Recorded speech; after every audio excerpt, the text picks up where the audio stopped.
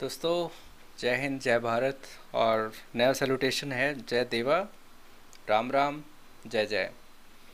ये मैं क्यों बोल रहा हूँ मैं बाद में बताऊँगा। ठीक है, बात करेंगे आज हम बिलासपुर की। और बिलासपुर में सिर्फ एक ही रियासत है जिसका नाम है कहलूर। तो कहलूर की बात करेंगे आज हम। बहुत पढ़ा कहलूर के बारे में, सुकेत पढ़ा, तब पढ़ा। उसके बाद बहुत सारे डिस्ट्रिक्ट्स में, रियासतों में कहलूर का वर्णन आता है। तो ये हमारा मैप वही है। हिमाचल, अगर हम नॉर्थ साउथ की बात करें, अगर हम उसकी बात करें इंडिया के मैप के रेफरेंसेस में, तो हमारा जो ये है हिमाचल है। ये हिमाचल जो हमारा पड़ता है वो पड़ता है नॉर्थ ऑफ इंडिया में। ठीक है, नॉर्थ ऑफ इंडिया में हमारा जो है हिमाचल पड़ता है। और ये तो अलग मैप है। और अगर हम बिलासपुर की बात करें तो बिलासपुर हमारा पड़ता है यहाँ पे, और ये हमारा बिलासपुर है। और अगर हम हिमाचल के कॉन्टेक्स्ट में बात करें तो हमारा जो है ये ऐसे आता है, हिमाचल ऐसे करके आए तो लगभग ये पड़ता है हमारा साउथ वेस्ट में। साउथ वेस्ट में हमारा जो है वो बिलासपुर पड़ता है, ऊना के साथ में। राइट, ये इसके नेबरिंग में ऊना आता है, वो हम बाद में पढ़ेंगे। ये हमारा, ये तो मैप हम बाद में देखेंगे। और अगर हिमाचल के मैप की बात करें तो ये ऊना है, और जो बिलासपुर है ये येलो कलर का आपको जो ये दिख रहा है वो बिलासपुर है। बिलासपुर के साथ अगर नीचे देखोगे तो ये हमारा सोलन आता है, और सोलन के साथ नीचे देखोगे तो ये हमारा सिरमौर आता है। सिरमौर बेसिकली हमने पढ़ा है। कहलूर की बात करें तो बिलासपुर तो बाद में बना है, पहले इसका रियासत का नाम कहलूर रियासत हुआ करता था। और कहलूर की जो स्थापना है वो करी है एक राजा हुए हैं, उनका नाम था बीरचंद। बेसिकली जो ये बीरचंद थे वो एक बुंदेलखंड से आए थे, और ये चंदेल राजपूत हुआ करते थे। इनकी एक स्टोरी है। जो बुंदेलखंड में एक राजा हैं जिनका नाम है हरिहर, राजा हरिहर है, और उनके हैं 5 पुत्र। राजा हरिहर के 5 पुत्र हैं। एक का नाम कबीर है, दूसरे का नाम सवीर है, तीसरे का नाम बीरचंद है, एक गोविंद है, और एक गंभीर है। तो अपनी अपनी उम्र पे जब ये आए तो राजा ने बोला हरिहर ने कि देखो मुंडियो, बहुत हो गया, अपने अपने रियासतें ढूंढो और राज करना स्टार्ट करो। मेरे सिर पे कितने दिन तक बैठे रहोगे तुम। राइट, तो ये बंदे 4-5 जो इसके भाई थे ये तो लोकली सेटल हो गए। कबीर, सवीर, गोविंद, कबीर, ये लोकली वहाँ पे सेट हो गए। ये जो बीरचंद था ये घूमने आ गए हिमाचल की तरफ को, हिमाचल की साइड को आ गए। अभी सेटल हुए नहीं है, पिताश्री ने अल्टीमेटम दे दिया कि सेट होना है। राइट, तो ये क्या हुआ कि 597 के करीब, 697 के करीब ये आ जाते हैं कहाँ पे, हिमाचल में आ जाता है। कहीं कहीं पे किसी बुक्स में मेंशन करा है कि 900 के करीब आते हैं, बट वो हम बाद में डिस्कस करेंगे। अच्छा, तो ये आ जाते हैं हिमाचल की साइड को। और ये बिलासपुर एरिया में ये ठाकुर होते हैं। मतलब आपको याद है ना, जब हर्षवर्धन के बाद कोई संयुक्त रूप से कोई राजा नहीं था, तो ये जो लोकल वॉरलॉर्ड्स पैदा हुए, जो ठाकुर बने, राजा बने, राणास बने। राइट, तो इस एरिया में क्या है, बिलासपुर के एरिया में राणास थे, तो इन्होंने ठाकुरों को हिराया और फिर यहाँ पे जो है रियासत की कर देते हैं स्थापना 697 के करीब। और जो बिलासपुर का गजेटियर है, गवर्नमेंट गजेटियर है, उसके अकॉर्डिंगली बिलासपुर की स्थापना होती है 697 में। बिलासपुर 700 से 3 कम 697 बिलासपुर। अच्छा, कुछ बुक्स का रेफरेंस देखना हो तो बिलासपुर पास्ट एंड प्रेजेंट, और एक चंद्रवंश बिलास बुक है, और शशि वंश विनोद है। इनका अगर रेफरेंस देखना हो तो उन लोगों ने, ये इंडियन अकाउंट्स हैं सारे, तो इसमें जो है ये बताते हैं कि जो बिलासपुर की स्थापना हुई है वो ये 697 में। बट अंग्रेज हैं 2, हचिनसन एंड बोगल, ये हैं। इन्होंने एक बुक लिखी है कि हिस्ट्री ऑफ पंजाब स्टेट्स। तो उसमें ये लोग बोलते हैं कि जो बिलासपुर की स्थापना होती है वो होती है कितने 900 में। हालांकि दोनों ने माना है कि जो ये स्थापना करी है वो करी है बीरचंद ने। अब बात कर लेते हैं कहलूर जो है ये नाम कैसे पड़ता है इस बिलासत का, है ना। कहलूर इसका नाम कैसे पड़ता है, स्टोरीज़ हैं, मान्यताएं हैं कि एक जब ये बीरचंद यहाँ पे रह रहे थे तो फिर क्या किया इन्होंने कि नए नए राजा बने हैं, तो यहाँ पे एक गुज्जर रहती है जिसका नाम कहलू है। कई जगह पे नैना गुज्जर भी है, राइट। तो कहलू गुज्जर है, वो बकरियां चराती है, अब रोज़ जंगल में बकरियां लेके आती है। और उसकी एक बकरी ना कुछ हर कुछ स्पेशल है। तो वो रोज़ एक चट्टान पे जा के खड़ी हो जाती है, और वहाँ से जो उसका दूध है वो अल्टीमेटली ऑटोमेटिकली जो है दूध गिरने लगता है चट्टान चट्टान के ऊपर, राइट। धरती पे उसका दूध गिरता है, और कहलू इसको रोज़ देखती है। चलो ठीक है, कहलू ने बोला कि एक दिन तो हद ही होगी। वो देख रही कि वहाँ पे बकरी चट्टान पे है, और एक शेर आता है, भाग या चीता या बाघ कुछ भी आता है, और वो बकरी से लड़ता है। और नॉर्मली क्या होता है यार, बकरी बाघ बकरी चाय थोड़ी पीते हैं दोनों, राइट। तो बकरी बकरी को तो भाग जाना चाहिए, तो बकरी क्या करती है, she gives a fight with बाघ या शेर जो भी है। तो फिर वो शेर को हरा देती है, और जो शेर है वो दुम दुमा के भाग जाता है, राइट।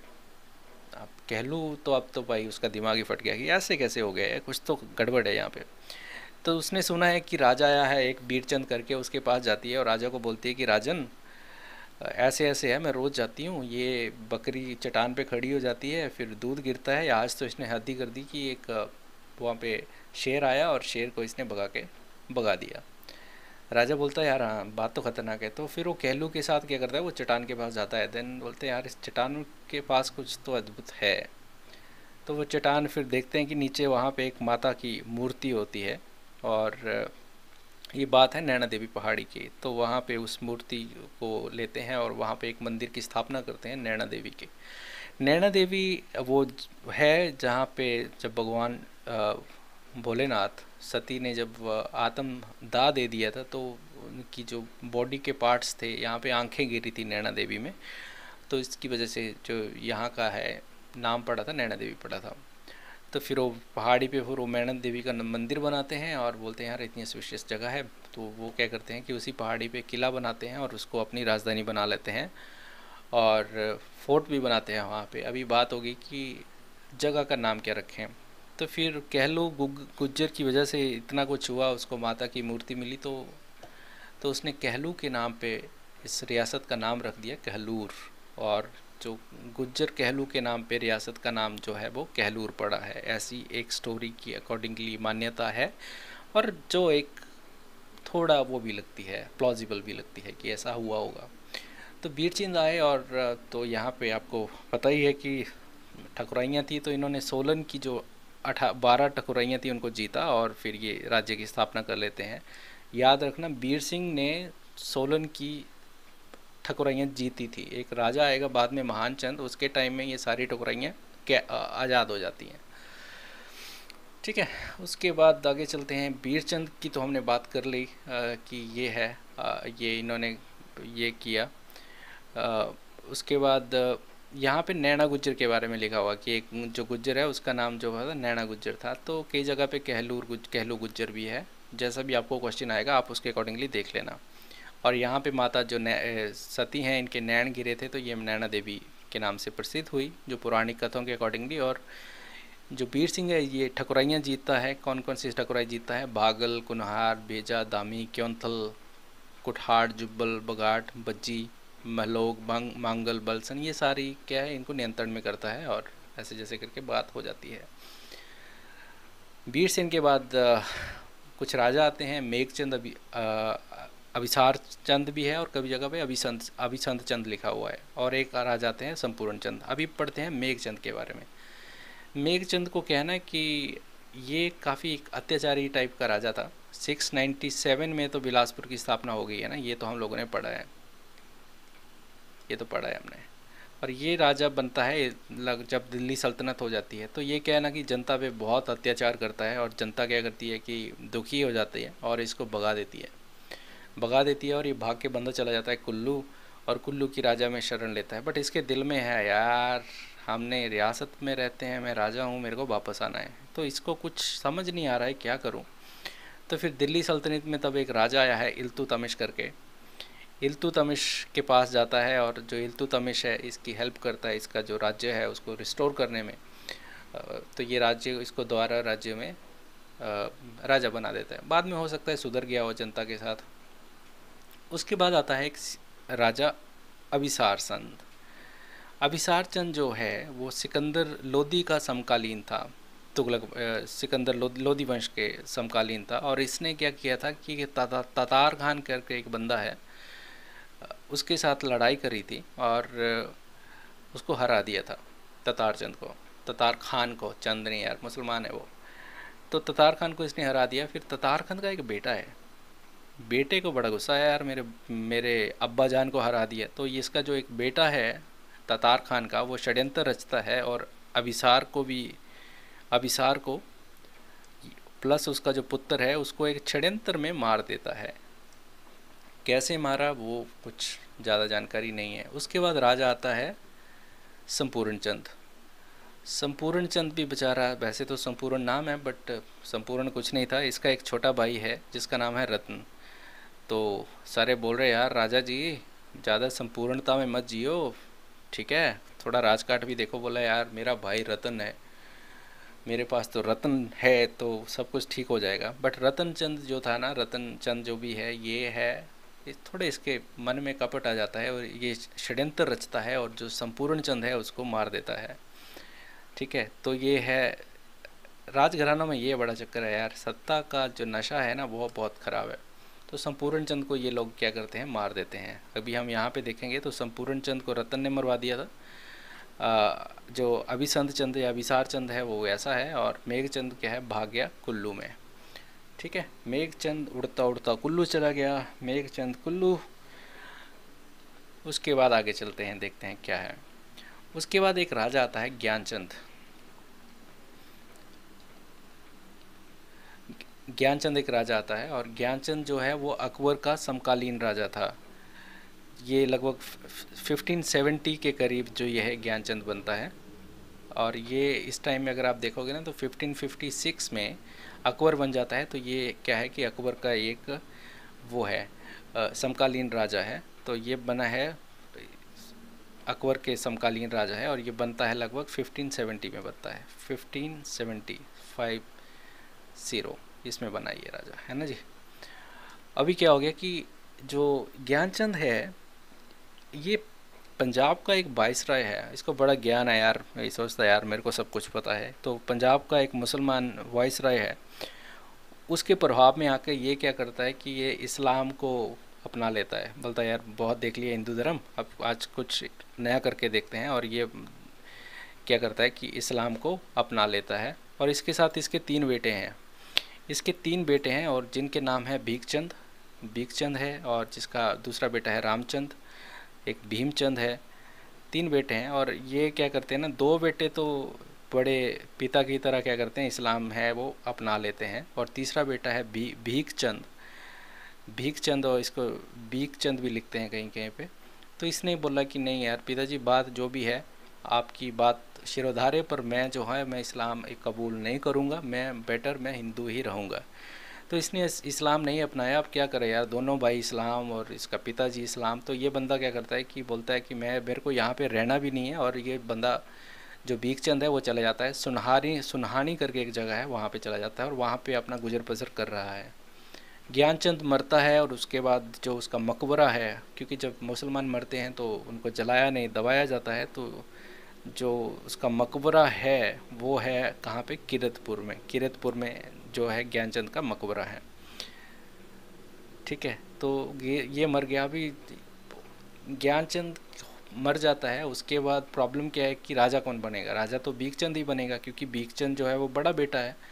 तो फिर पब्लिक क्या करती है कि जो भी रहेंगे वो भीखचंद को बोलते हैं कि बाबूजी आ जाओ यार, बन जाओ राजा। अब ज्ञानचंद तो है नहीं। उसने बोला नहीं यार, मेरे को वहाँ पे जाना नहीं है। राजधानी कहाँ थी उसकी, नैना देवी में, राइट, कोट कहलूर में राजधानी थी। इसने बोला मेरे को नहीं वहाँ पे जाना, अगर मैं राजा बनूंगा तो मैं राजधानी कहाँ पे बनाऊंगा, सुनहानी में। तो ये क्या करता है कि सुनहानी में राजधानी बनाता है और वहीं से जो है वो काम करना स्टार्ट कर देता है। इसके भीखचंद के आगे 2 पत्नियां हैं। एक पत्नी जो है वो है कांगड़ा से, जिसका बेटा है सुल्तान, जिसके बेटे का नाम सुल्तान है। और एक दूसरी पत्नी है जिसका नाम है, जो बाघल से है, बाघल राजघराने से है, और जिसका बेटा है केशव। बाद में जो है कांगड़ा की रानी का जो बेटा सुल्तान है वो राजा बनता है। भीखचंद के बाद, बट कुछ खास इसने भी किया नहीं। तो इतिहास में वही दर्ज होते हैं जो कुछ करते हैं, जो इतिहास बदलते हैं वही इतिहास में वो होते हैं। तो इसने कुछ किया नहीं और लगभग ऐसे ही चलता रहा। ज्ञानचंद के बारे में तो हमने पढ़ लिया, राइट। 3 बेटे थे, राम, भीम और भीखचंद। और भीखचंद को ऐसे भी लिखते हैं भीखचंद करके, है ना, अगर आप देखोगे तो नहीं करा। और पंजाब के कीर्ति बुक में ज्ञानचंद का। अच्छा ये बात है, ये जो पीछे चलता है ना स्क्रीन पे, ये मतलब जो भी चलता है, हालांकि मैं सब कुछ बोल देता हूँ, अगर किसी को इच्छा है तो पीछे पॉज करके इसको पढ़ सकते हैं। हमारे जो वीडियोस है ना वो हाई डेफिनेशन के हैं, तो अगर जूम इन करोगे तो क्लियरली आपको दिख जाएगा क्या क्या लिखा हुआ है पीछे, ठीक है। ये मोस्टली जो डेटा है ये आपकी जो बुक्स हैं हिमाचल जीके की, उन्हीं से लिया गया है, उन्हीं के उस पर वो किया गया है। तो भीखचंद जो बना है वो बनता है लगभग 1600 के करीब, ये भीखचंद है जो इसका राजा बनता है। उसके बाद बनता है कल्याणचंद, और कल्याणचंद के बाद बनता है दीपचंद। कल्याणचंद के बारे में देख लेते हैं। अभी जो कल्याणचंद है ये बना है 1630 में। 1630 में ये राजा बनता है, और 1680 में यहाँ 1628 में यहाँ पे क्या है, शाहजहाँ जो है वो दिल्ली में आ गया है। मतलब बिकॉज 1627 के करीब जो है आपका जहांगीर है वो मर जाता है ना।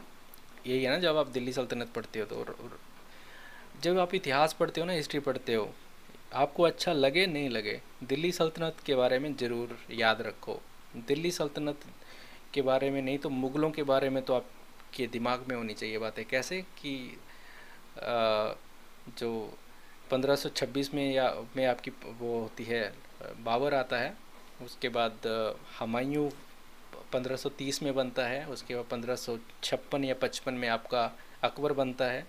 अकबर 1604 तक या 1605 तक रहता है। अकबर के बाद जहांगीर आता है, 1627 तक रहता है। उसके बाद जहांगीर का बेटा है शाहजहाँ, वो आता है जिसने ताजमहल बनाया, वो रहता है लगभग 1658 तक।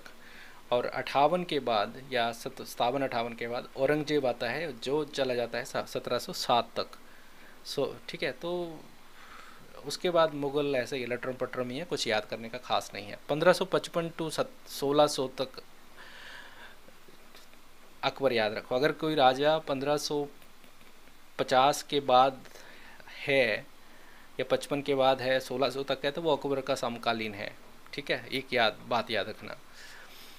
अच्छा, कल्याण सिंह की बात कर रहे थे, तो कल्याण सिंह ने क्या किया कि ये जो कल्याणचंद था ना, कल्याणचंद था, ये था जो कांगड़ा की रानी का बेटा सुल्तान था ना, ये उसका बेटा था।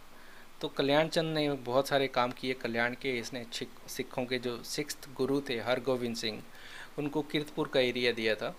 तो इन्होंने फिर जो अभी आज का कीर्तपुर है, ये एरिया कहलूर रियासत ने सिखों को दिया था। सिखों के 6th गुरु थे, छठे गुरु थे, गुरु तेग हरगोविंद सिंह जी को।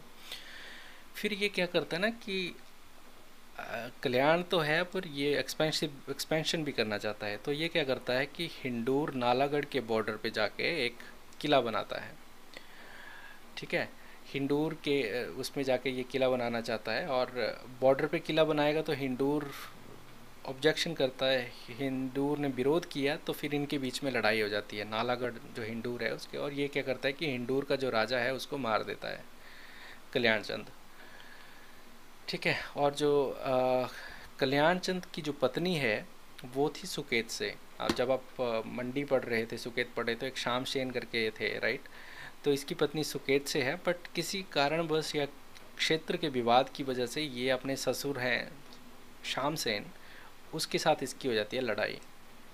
दामाद के साथ ससुर की लड़ाई हो रही है, और जो ससुर है वो क्या करता है कि हालांकि मंडी ने भी इसका साथ दिया था, मंडी ने भी इसका साथ दिया था, और ये लड़ाई लड़ते हैं। और जो लड़ाई में क्या है कि मंडी का राजा तो भाग जाता है, और जो ये कल्याण सिंह है ये क्या हो जाता है, बहुत जख्मी हो जाता है। और इसको फिर पालकी में डाल के कल्याण सिंह अपने पास लाने के लिए हुक्म देता है। और बट ये बहुत ज़्यादा जख्मी हो गया है, बट रास्ते में इसकी मृत्यु हो जाती है कल्याणचंद की, और कल्याण सेन की या कल्याणचंद की। और ये फिर क्या है कि एक प्लेस में मारे जाते हैं जिस प्लेस का नाम था कल्याण सिंह की देवरी, या थोड़ा बिलासपुरी टच दो या पहाड़ी टच दो तो कल्याण सिंगरी द्योरी, तो उस जगह पे इसकी जो होती है मृत्यु हो जाती है। उसके बाद आता है दीपचंद। दीपचंद जो है वो क्या करता है ना कि ये एक तो काम करता है, जो राजधानी थी उसको सुनहानी से ले जाता है, इसको सुनहानी से राजधानी लेके चला जाता है ये बिलासपुर या ब्यासपुर 1655 के करीब ये राजधानी ले गया ब्यासपुर में या बिलासपुर में। फिर ये क्या करता है कि एक डोलरा पैलेस है वो बनाता है दीपचंद, ठीक है। और ये एक नया सैल्यूटेशन प्रोसेस स्टार्ट करता है कि अगर राजा है तो उसको क्या बोलेंगे, उसको जब सलाम वो करेंगे, विश करेंगे, तो उसको बोलेंगे जय देवा, और जो मियाँ है, जो वजीर है, उसको जय जय बोलेंगे, और जो राणा है उनको राम राम बोलेंगे। तो यही कारण है कि हिमाचल में अगर आप देखोगे तो जय जय, जय देवा या राम राम करके बोलते हैं मोस्टली, अगर आप देखोगे तो इसने ये स्थापना करी। और ये ढोलरा जो महल है, तो ढोलरा महल बनाता है दीपचंद, ठीक है। और ये तो सारी बातें वैसे ही हैं। अब दीपचंद का क्या है ना, इनको है आत्मस्तुति करने की आदत। और होता क्या है कि फिर वो कांगड़ा में कुछ राजाओं का मेल, कोई फंक्शन होगा या कांगड़ा में मिलने जाते हैं ये पहाड़ी राजा, तो ये वहाँ पे जाता है और बहुत सारे पहाड़ी राजा आए हैं, और दीपचंद क्या है जो आत्मस्तुति कर रहा है, अपनी सुना रहे हैं, अपनी सुना रहे हैं। और कांगड़ा का राजा है चंद्रभानु, उसको आ गया गुस्सा, यार बंदा हर कुछ ही है, मतलब बोलते ही जा रहा है, बोले ही जा रहा है, वाद भी हुआ होगा उनके साथ, और वो बंदा जो है चंद्रभान है वो चिढ़ जाता है।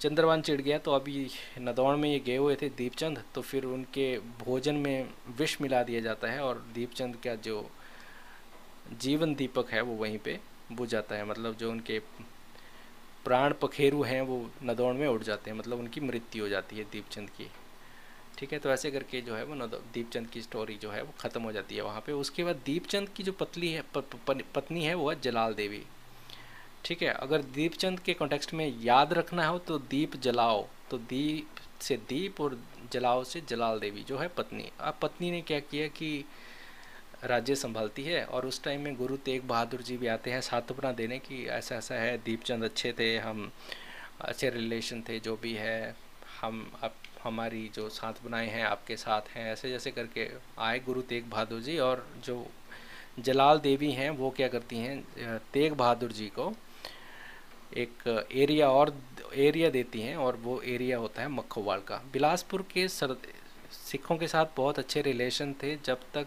कि दीपचंद का बेटा और जलाल देवी का बेटा भीमचंद नौटंकी करना स्टार्ट नहीं किया, तो उन्होंने एक मखोवाल का गांव दे दिया उनको, गुरु तेग बहादुर जी को, जिसका बाद में नाम चेंज करके चक नानकी रखा गया, और बाद में वही चक नानकी जो है वो उसको आनंदपुर साहब बोला गया। यही आनंदपुर साहब है, यहाँ से सिखों के साथ बिलासपुर की जो है वो फ्रिक्शन जो है वो विवाद जो है वो स्टार्ट हो जाते हैं। दीपचंद का एक भाई है माणिकचंद, माणिकचंद जो था वो वजीर था। अब इसको लग रहा है भाई मर गया है तो महिला क्यों करे राज्य, भाई मर गया तो मेरे को राजा बनना चाहिए, तो इसके मन में कपट आ जाता है। ये कुछ इससे पहले कोई साजिश करे तो इससे पहले जलाल देवी क्या है उसको पता लग जाता है। अब जलाल देवी क्या कर देती है कि उसको निकाल देती है, एंड ये जो बंदा है माणिकचंद ये चला जाता है कहाँ पे जाएगा, जिसने दीपचंद को मारा था दुश्मनों के पास ही जाएगा ना, कांगड़ा चला जाता है। और फिर ये कांगड़ा में क्या करता है कि जो कांगड़ा की सेना प्लस माणिक ये हमला कर देते हैं कहलूर पे। इसने सोचा कि अबला सबला नारी कहाँ पे हमारा मुकाबला कर पाएगी, तो फिर अब दीपचंद के भी क्या ना रिलेशन तो अच्छे थे, उसने भी बना के रखी थी यार कुछ लोगों की, तो फिर जलाल देवी की हेल्प के लिए मंडी आता है आगे, मंडी कहलूर की जो है हेल्प करता है, और कुछ पहाड़ी मित्र राजा हैं वो भी जलाल देवी की क्या करते हैं हेल्प करते हैं, और ये इसको इनके साथ युद्ध करते हैं, और जो जलाल देवी है वो जीत जाती है। जलाल देवी जो हैं वो युद्ध जो है वो जीत जाती हैं। और उसके बाद जो भीमचंद है वो राजा बनता है, बट भीमचंद आयु में अभी बहुत छोटा है, ठीक है। तो भीमचंद की बात करें तो ये तो खैर अभी हम पढ़ेंगे ही, एक बार थोड़ा सा देख लो यहाँ पे कि ये तो आपका है कहलूर, कहलूर है, यहाँ पे राजा बैठा है अभी भीमचंद, और यहाँ पे अनंतपुर साहिब है, और अनंतपुर साहिब में गुरुओं के आगे पीढ़ी में आ जाते हैं कौन, गुरु गोविंद सिंह, यहाँ पे बैठे हैं गुरु गोविंद सिंह, ठीक है, ये तो हमने देखा ही था कि ये हमारा हिंडूर आता है यहाँ पे, और यहाँ पे हमारा आ जाता है सिरमौर। और ये तो हमारा गढ़वाल का एरिया है, और ऊपर अगर आप यहाँ पे जाओगे तो ये क्या है, शिमला है। अच्छा, अभी क्या होता है कि जो भीमचंद है ये राजा बनता है, मतलब ये 1616 मतलब 1667 से 1722 के बीच में रहता है भीमचंद। ठीक है, और इसके बाद लगभग, ओके, तो भीमचंद रहता है ऐसे। अच्छा, अब भीमचंद के टाइम में गुरु गोविंद सिंह जो सिखों के गुरु हैं, अब गुरु गोविंद सिंह जो हैं जो सिखों को यूनाइट कर रहे थे, जिन्होंने मतलब सिखों को एक सेना के रूप में भी वो उसको वो कर रहे हैं, तो इनकी जो प्रख्याति है वो बढ़ रही। अब गुरु की उम्र भी बहुत ज़्यादा नहीं है, गुरु की उम्र वही है 16 से 18 साल के बीच में उम्र रही होगी गुरु की। और इनकी जो क्या है कि प्रख्याति है वो बहुत बढ़ रही है, बहुत सारे इनके शिष्य हैं, क्योंकि ये मुग़लों के साथ इनकी फ़ाइटें चल रही थी और जो भी है, तो बहुत सारे इनके जो हैं वो शिष्य बन जाते हैं। और गुरु क्या करते हैं कि एक नगाड़ा बनाते हैं, वॉर ड्रम टाइप बनाते हैं, जो ये जहाँ से भी जाते थे उसको बजाते थे। और पहाड़ी राजाओं ने को एक एक डर लगना स्टार्ट हो गया कि जो गुरु गोविंद सिंह है वो ताकतवर हो रहे हैं, कहीं ना कहीं जो उनकी जो शक्ति है वो कम हो रही है। तो ये सारी बातें चल रही थी। तो वो एक तो रंजीत नगाड़ा बनाते हैं, और फिर जो पहाड़ी राजा हैं उसको मानते हैं चुनौती। और लगभग जो गुरु की उम्र है वो 17 से 19 साल के बीच में है, ऐसा मान सकते हो, मतलब ऐसा है। और इधर भीमचंद है, और भीमचंद का आगे एक बेटा है जिसका नाम है अजमेर। और भीमचंद को इसकी भी शादी करनी है, तो इसका शादी के रिश्ते रिश्ते ढूंढ रहा है अभी, यार मेरी लड़की, इसको लड़के की शादी करनी है, तो चल रहा है इसका। अच्छा, अब गुरु का क्या था, गुरु गोविंद सिंह को इनके शिष्य जो थे कि वो बहुत ज़्यादा इनको उपहार देते थे। तो एक तो इनका शिष्य था, एक लाला था जिसका नाम दुनीचंद था, तो वो उन्होंने इसको एक शामियाना दिया था, टेंट दिया था गुरु जी को, जिसमें बहुत सारे सोना चांदी हीरे मोतियों से लगे हुए थे। गुरु उनको ये गिफ्ट दिया था। दूसरा, असम के राजा थे एक राम राय। राम राय ने गुरु को बहुत सारे गिफ्ट दिए, और उनका एक पुत्र है रतन राय, वो गुरु से मिलने आता है, और उनकी माता हैं, और अपने गुरु को लेके आता है साथ में, और बहुत सारे वो जो है गिफ्ट लेके आता है। और गिफ्ट के साथ एक वो हाथी लेके आते हैं जो गुरु को भेंट करते हैं, और उस हाथी का नाम था प्रसादी हाथी। और यही प्रसादी हाथी था जिसकी वजह से भीमचंद और गुरु के बीच में थोड़ा सा विवाद स्टार्ट हो गया। अच्छा, भीमचंद को भी गुरु के बारे में पता लग रहा है, और राइट, अभी तक तो कुछ ऐसा नहीं था, और प्रख्याति सुनी तो वो भी देखता, यार चलो देख के आता हूँ मैं भी कि क्या है गुरु। तो ये भीमचंद क्या है कि गुरु के पास मिलने आता है, और जो उपहार देखता है गुरु जी के, गोविंद सिंह के जो उपहार देखता था, उसको थोड़ा ना अनसिक्योरिटी फील होती है, यार मैं राजा हूँ, मेरे पास होना चाहिए ये सब कुछ, ये कहाँ इनके पास टेंटों में ये चीज़ें घूम रही हैं। तो उसको क्या होना स्टार्ट हो जाता है कि एक जलन सी स्टार्ट होना शुरू हो जाती है, और ऑब्वियस है एक राजा के लिए, और अभी कुछ नहीं कर सकता है वो। अच्छा, फिर वो इसका एक बेटा है अजमेर, वो तो पता ही है आपको, राइट। और इसने फिर देखा, गुरु का हाथी था उसको भी देखा होगा, तो गुरु को इसकी जो नीयत का पता था, जो लग गया था।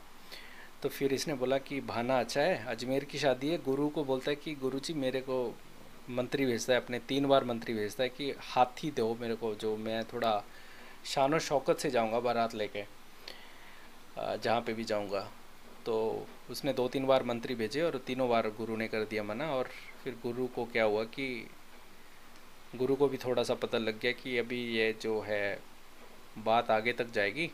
तो उसने, गुरु ने क्या किया कि इन्होंने आनंदपुर साहिब छोड़ दिया, और वो चले गए पाउंटा की तरफ कि ठीक है यार, क्यों फालतू में चक्करों में पड़ना, और ऐसे भी अच्छी नहीं है बात। बिलास कहलूर ने हमें ज़मीन दी थी यहाँ पे, और ये बंदा सुनाता रहेगा कि मैंने तुम्हें ज़मीन दी और तुम, राइट।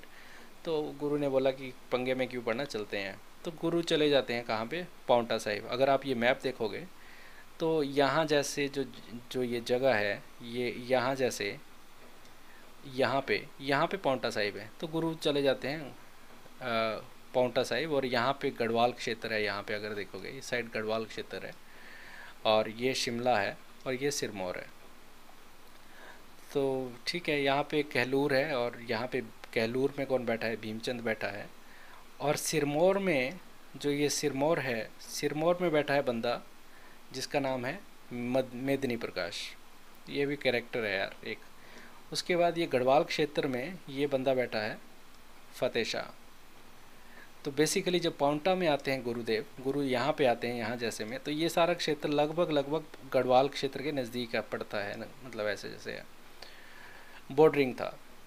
तो फिर ये मेदिनी प्रकाश गुरु को बोलता है कि यार आप गुरुजी आप वहाँ पे क्यों रह रहे हो, आप सिरमौर में मेरे इलाके में आके रहिए, जहाँ पे भी जो आपको किले बनाने हैं या साम्राज्य स्थापित करना है मेरे पास करिए, वहाँ पे कहाँ जा रहे हो गढ़वाल वाली साइड में। तो गुरु ने जाते हैं, गुरु बाद में सिरमौर जाते हैं, वहाँ पे कुछ किले बनाते हैं, जहाँ पे गुरु रुकते हैं वहाँ पे मीरपुर साहेब, मीरपुर जगह है, वहाँ पे गुरु गोविंद सिंह रुकते हैं जब सिरमौर जाते हैं। अब ये जो फतेह सिंह है ये है गुरु गोविंद सिंह। अब फतेह सिंह जो है वो गुरु का शिष्य है, बट जो ये मेदिनी प्रकाश है ये तो गुरु का, ये क्या है, ये शिष्य है, गुरु जी का ये शिष्य है। और जो मेदिनी प्रकाश है और जो ये फतेह शाह है ये आपस में शत्रु हैं। तो गुरु क्या करते हैं कि इनके बीच में शांति करवा देते हैं, सुलह हो जाती है। तो ये बोलो यार लड़ना लड़ना कुछ नहीं है, लड़ना है तो मुग़लों से लड़ो, हम सारे इकट्ठे ही हैं।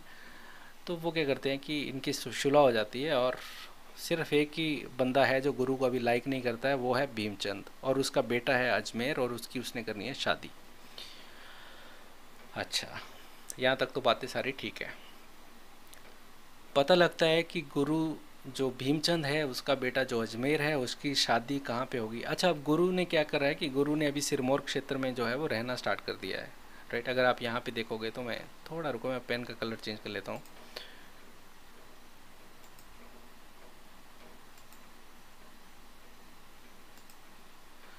अच्छा, अब फिर से देख लो कि ये कहलूर है ना, ये कहलूर है, मेरी स्क्रीन देखो पीछे, ये कहलूर है और यहाँ पे बैठा है कौन, भीमचंद। यहाँ पे अनंतपुर साहिब पे ये अनंतपुर साहिब है, यहाँ पे गुरु जी थे, और जहाँ से गुरु जी आ गए हैं कहाँ पे अभी, यहाँ पे पाउंटा साहिब में, ये पाउंटा साहिब है यहाँ पे। और ये है गढ़वाल क्षेत्र, और गढ़वाल क्षेत्र का राजा कौन है, फतेह शाह, है ना। ये सिरमौर में इस एरिया में गुरु जी रह रहे हैं अभी, यहाँ पे रह रहे हैं, राइट। मान के चलो कि इस क्षेत्र में रह रहे हैं क्योंकि मेदिनी प्रकाश ने, तो यहाँ पे सिरमौर है और सिरमौर का राजा कौन है, सिरमौर का राजा कौन है, मेदिनी प्रकाश। और गुरु ने इन दोनों की करवा दी है संधि आपस में, इन दोनों में सुलह हो गई है, तो सब कुछ ठीक है। सिरमौर भी गुरु के साथ है, मेदिनी प्रकाश भी गुरु के साथ है, फतेह शाह भी गुरु के साथ है। साथ नहीं है तो ये नहीं है, भीमचंद नहीं है। भीमचंद के लड़के की शादी पता लगा कि किसके साथ हो रही है, जो फतेह शाह है उसकी लड़की के साथ हो रही है। तो उसको जाना है कहाँ पे, गढ़वाल में जाना है। और वो क्या करता है कि गुरुजी से पूछता है, अब जाना है गढ़वाल तो उसको जाना तो सिरमौर एरिया से पड़ेगा ना, यहाँ से होके जाएगा। बट गुरु ने कर दिया मना, क्योंकि इसने गुरु को करके रखा था तंग। उसने बोला ऐसे नहीं होता है। फिर गुरु ने सोचा यार कि मतलब मेदिनी भी अपना शिष्य है या दोस्त है और फतेह भी है, तो ये गुरुजी क्या बोलते हैं कि तुम ऐसा करो कि दूल्हा और कुछ लोग मेरे इलाके से जाओ, बाकी चाहे जाओ मर्जी से हो, मेरे को कुछ लेना देना नहीं है। तो बात हो जाती है, चलो दूल्हे को लेके शादी में चले जाते हैं ये लोग।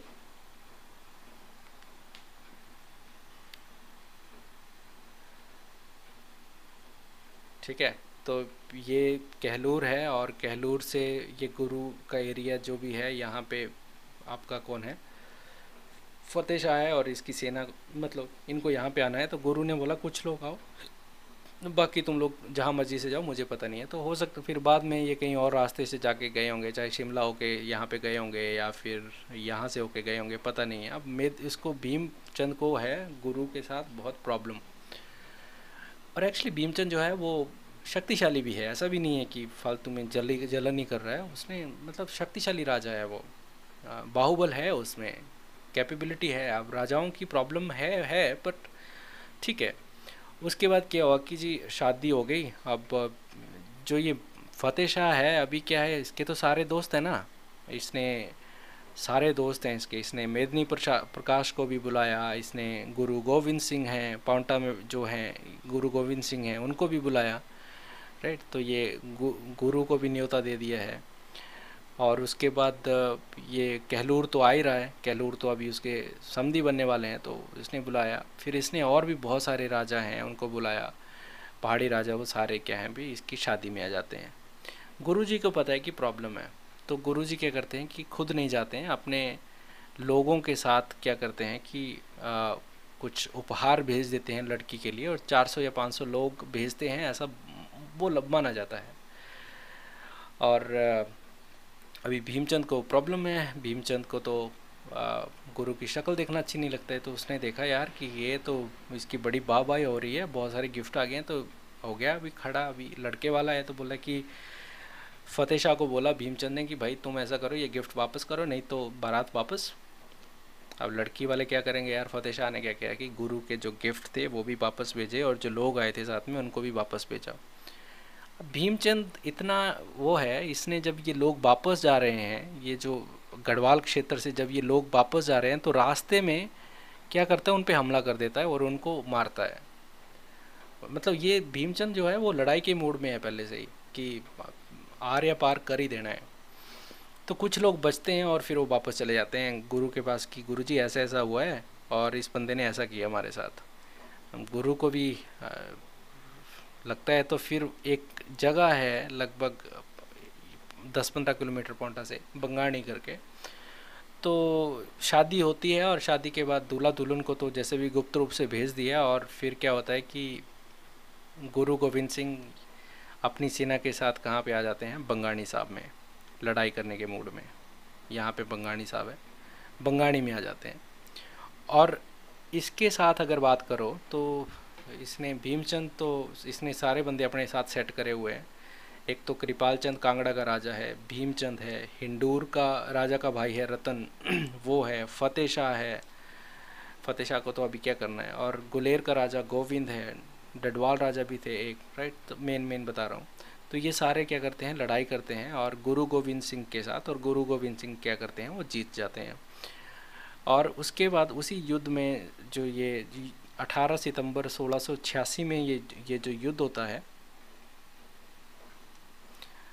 अगर आप यहाँ पे देखोगे तो 1886 में ये युद्ध होता है, और इसका नाम है बंगाणी साहब युद्ध। बंगाणी साहब युद्ध में जो हिंडूर का राजा है, उसका भाई है रतन सिंह, वो मारा जाता है। और जिस जगह पे उसको गुरु का तीर लगता है, उसको वहाँ पे मारा जाता है। और जहाँ पे ये युद्ध होता है, उस युद्ध की जगह एक गुरुद्वारा है जिसको बंगाणी साहेब गुरुद्वारा बोला जाता है, और साथ में एक और गुरुद्वारा है तीरगढ़ी गुरुद्वारा,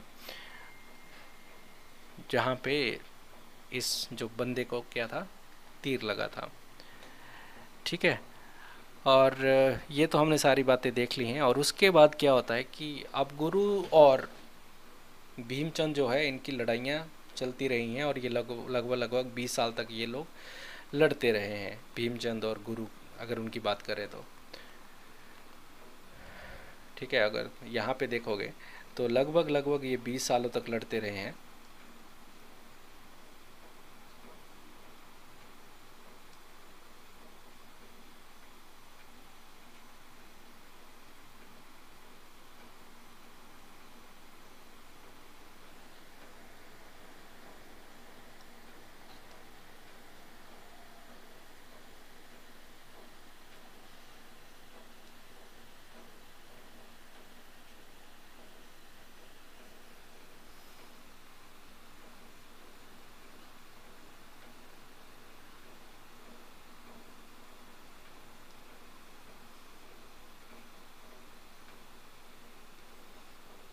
तो लगभग 20 सालों तक ये जो लोग हैं वो लड़ते रहे हैं ना। मेरा कुछ ना पेन का प्रॉब्लम है, तो ठीक है। और हर बार जो ये भीमचंद है ये हारा है गुरु से। बट एक टाइम ऐसा भी आया था जब गुरु गोविंद सिंह ने इनकी जो है हेल्प करी थी। अल्टीमेटली 1701 में इनके बीच में संधि हो जाती है। ठीक है। और ये है, चलो आगे देखते हैं, अगला पार्ट ऑफ स्टोरी देखते हैं। तो ये तो सारा हो गया, बंगाणी साहब का युद्ध हो गया, तीरगढ़ी गुरुद्वारा बन गया, ये सब कुछ हो गया। उसके बाद क्या चल रहा है कि मतलब दिल्ली में अभी बैठा है औरंगजेब, है ना। औरंगजेब के पिताश्री थे शाहजहां, उन्होंने पूरा खजाना कर दिया खाली, एक ताजमहल बना दिया है वाइट संगमरमर का और एक ब्लैक ताजमहल भी बनाने के चक्कर में, अगर अगर आप आगरा गए थे तो देखा होगा कि ताजमहल के पार यमुना के कुछ फाउंडेशंस हैं, एक दूसरे